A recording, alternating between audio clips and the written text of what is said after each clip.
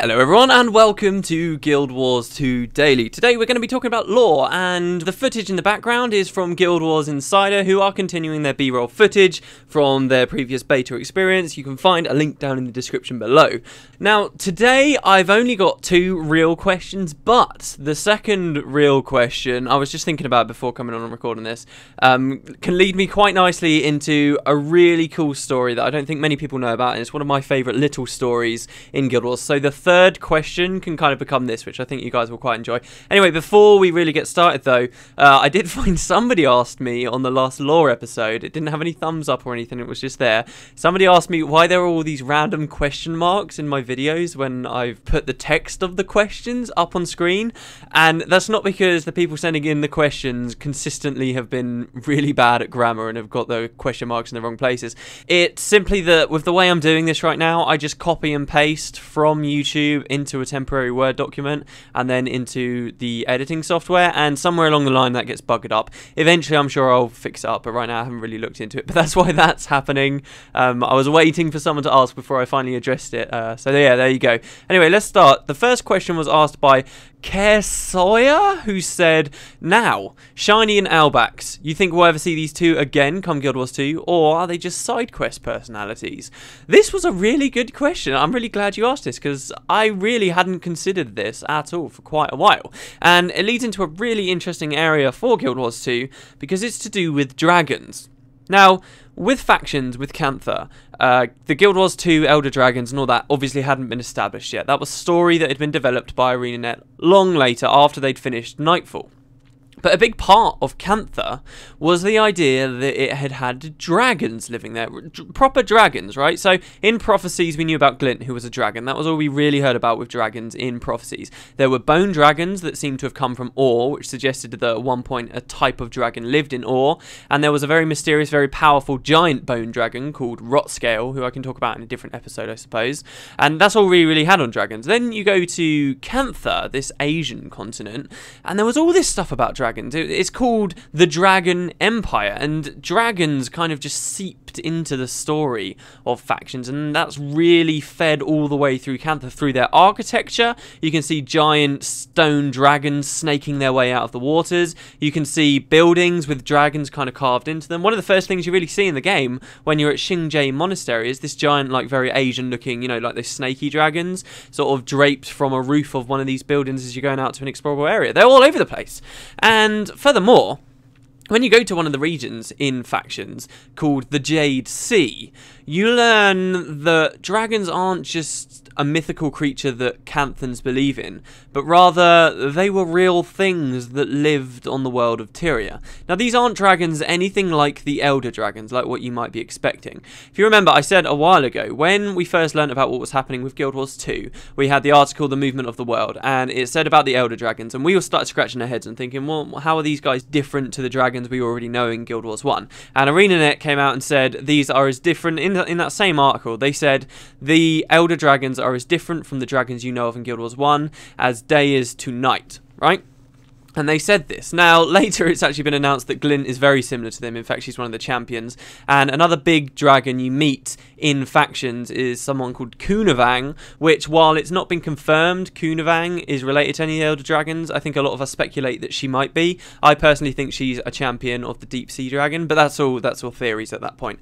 But these big two dragon characters aside, Glint and Kunavang, there were lots of other dragons in the game, particularly in Cantha. Not really anywhere else. In Prophecies you had the traditional looking bone dragons.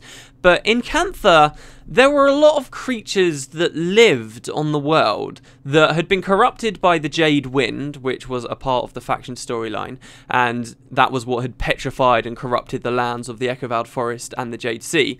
And there were these maddened creatures that you could find, particularly with the Jade Sea side of the storyline, though they were there in the Echovald Forest as well. So there were all these creatures, and they didn't look like your traditional Western type dragons that you might be expecting that we were seeing up north in the Bone Dragons. They were more very snake-like, and they were called the Salt Spray Dragons, and this was a proper race of creatures that, as we knew them, were maddened and hated humanity and didn't seem very intelligent at all.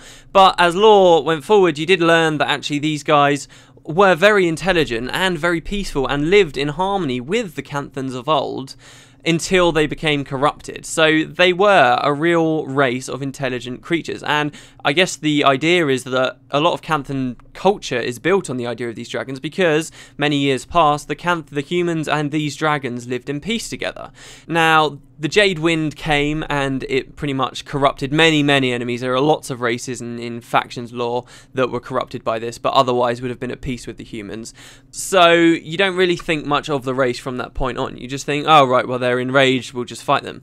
However, there are two quests, really. Well, there's quite a few quests, actually. But there are some quests in the Jade Sea that introduce you to two of these dragons that haven't been corrupted necessarily. They're not angry, and they're still intelligent, and they communicate with you. They talk to you as the humans. These two dragons, these smaller dragons, these just members of their race, just salt spray dragons, were shiny and owlbacks, and that's what this person's asking about. These were these two intelligent dragons, and these creatures had quest lines around them. One of them in particular was supposed to bring people really great luck when they were around it, and there were lots of mystical, magical kind of things attributed to them. So it was very interesting to be able to get an insight into this race known as dragons that look kind of like dragons, that look very similar to Cunavang, who we theorise could be related to an elder dragon, and the fact that they've existed in Cantha for a long time, intelligently and at peace with the humans. So now we look at Guild Wars 2, and I have to wonder, are these dragons the spawn of a previous Elder Dragon champion that has since fallen to sleep, but its minions have stayed awake?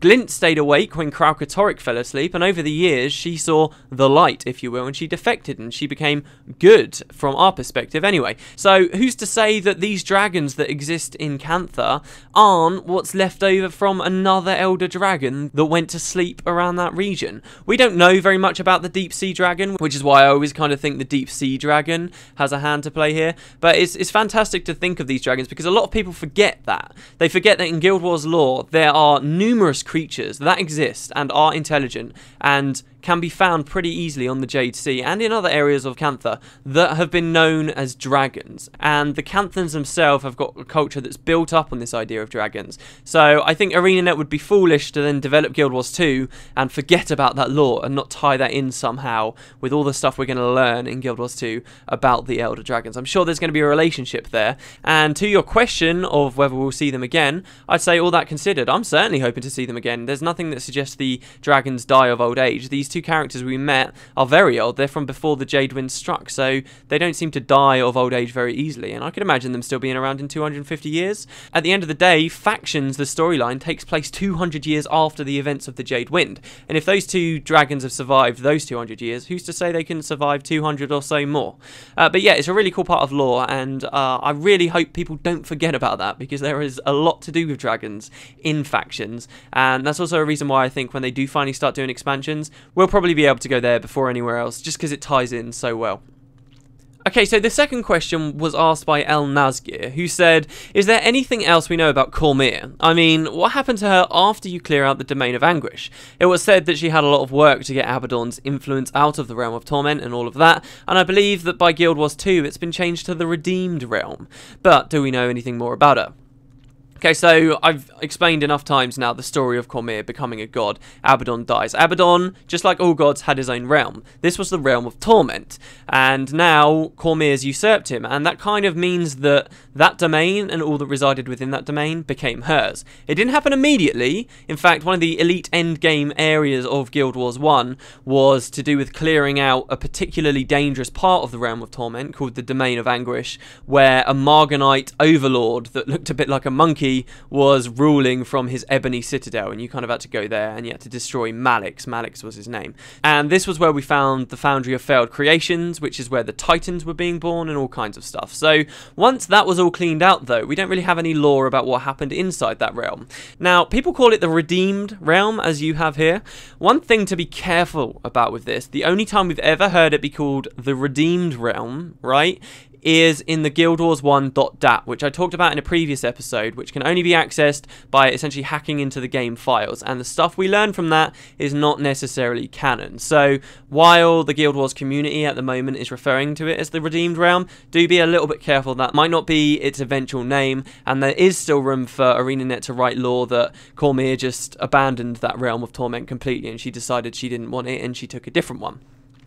There isn't much lore about what happened to her from beyond this point. I had another question from someone else a while ago, and they were talking about how in Nightfall, the game ends, Cormier ascends into godhood before the eyes of only like 20 odd mortals, if you assume every hero that you acquire in the game and every henchman that is available in the game was there when Cormier became a god. There's not actually that many humans to have seen that tale, and can we really expect these humans to have managed to go off and spread the word and talk about Cormier to the point where she's being worshipped widely by all humans, as we see in Guild Wars 2, without her, after that event, coming down and interacting with the humans of the world somehow? Because don't forget, at the same time, this is when the gods said that they were going to be silent. I'm assuming, and it's not had any lore written about it, but I'm assuming that there have been situations where Cormier's come down and shown herself to the humans. She is the goddess of truth, so, and this is a weird analogy, but I always kind of think of her as like the PR god now, and I feel like she's probably the god that will be communicating with the humans more than anything else. In Guild Wars 1, we saw that role being taken up by Lissa. In fact, when you're in that scene that I described a couple of episodes ago, where you're in the Temple of the Six, and you've lost all hope, and then the gods finally come to you, it's all Lissa that does all the talking to you, not Dwayna, who's the leader of the gods. It's all Lissa. That was kind of her role. I think now maybe this has become Cormier's role, and there will have been situations where she has spoken to us as humanity, but we haven't really heard anything solid. Now, there are other things we can easily speculate about. Earlier I talked about how Cormier now kind of owns the Realm of Torment and everything that's within it. Well, you can look at that and say, well, hold on, what happens to these races then?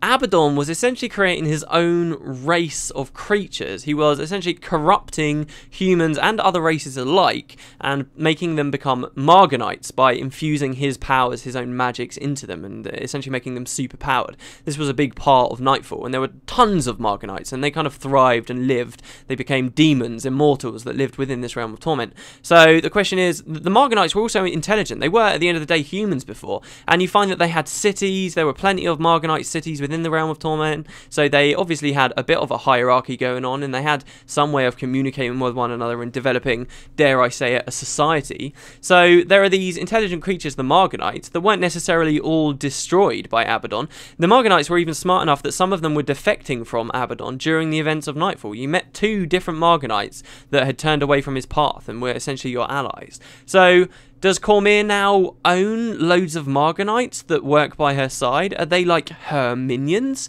See, that would be quite cool, because we've heard of gods having their own minions. For example, Balthazar's half-brother Menzies has got his own army, the Shadow Army, and Balthazar himself has got an army, the Eternals. So does Cormier now have her own army? You can speculate that. And then there's further stuff that you can look at. Abaddon was the god of secrets, right? And because of this, a part of that somehow manifested in that he had these minions that worked from him that came out of the Realm of Torment called monoliths, and these were like these giant stone pillar things that seemed to have scripture written on them, where presumably with Abaddon's secrets that he was keeping from people, and they were creatures that lived within his realm. Are these also minions of Cormier's now? They could be. And the most interesting thing to consider that Cormier might now own, if you ask me, is the fact that the Titans themselves were just minions of Abaddon. They were essentially spirits that Abaddon had taken and corrupted to a terrible point beyond belief, when they just became completely unrecognizable stone, fiery golem things. And that's what the Titans were. And the Foundry still exists within Cormier's grasp. So does she now control the Titans? And what does that mean for the Char, who once worshipped the Titans themselves? It's all very, very interesting. I love to think of what could have been happening with Cormier. But again, none of it's really been stated by ArenaNet, and I'm just wondering how much of this the writers themselves have been considering, if I'm honest, because there's so many different routes they can go through here. I was going to go on and talk to you guys about Malkor, which is a fantastic story, and I will go on about that next lore episode. I promise you, I'll tell you, because I've got a perfect segue from this into that as well. But I've talked enough about this already as it is, so I'm going to leave this episode there, guys. Thanks very much for watching. I hope to see you next time, especially if you want to hear about Malkor. It's a great story, trust me. And yeah, if you've got any questions, please feel free to leave them in the comment section below, and I guess I will see you tomorrow. Have a good evening, everyone.